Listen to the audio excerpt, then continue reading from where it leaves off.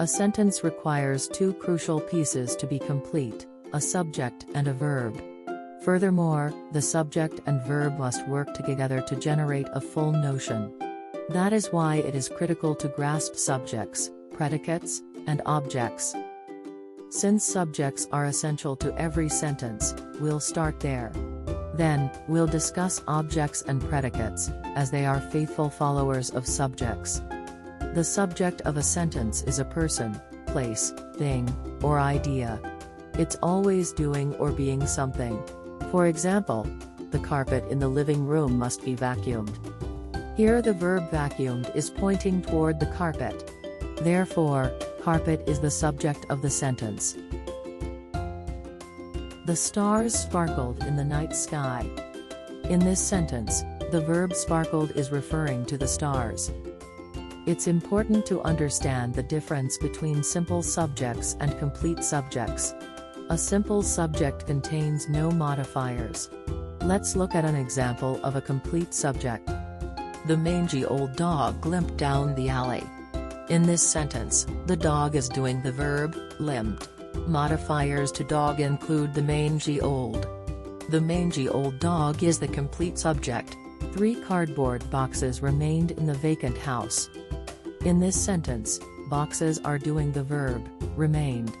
Modifiers to boxes include 3 cardboard. 3 cardboard boxes is the complete subject. After briefly discussing the fundamental components of subjects and verbs, let's talk about predicates.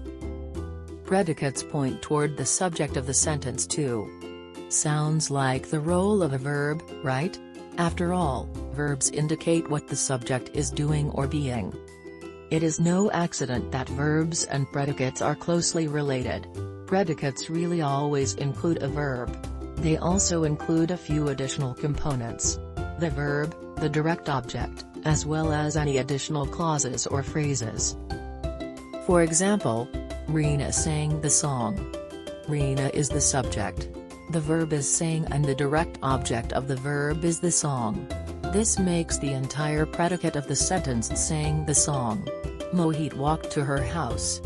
Here, Mohit is the subject. What is he doing or being? He walked to her house. In that predicate, we find the verb walked as well as the object to her house. Unlike predicates, an object is not essential.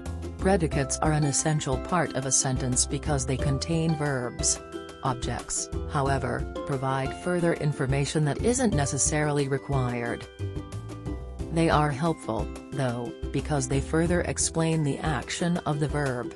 Once you see a couple of examples, it'll all come together. Pooja walked her dog. Here, Pooja is the subject and walked is the verb.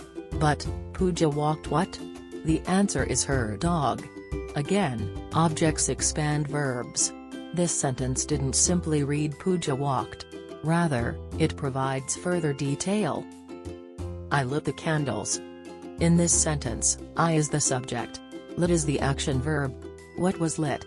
The candles, making that the object. Thanks for watching. And keep learning with Nexul.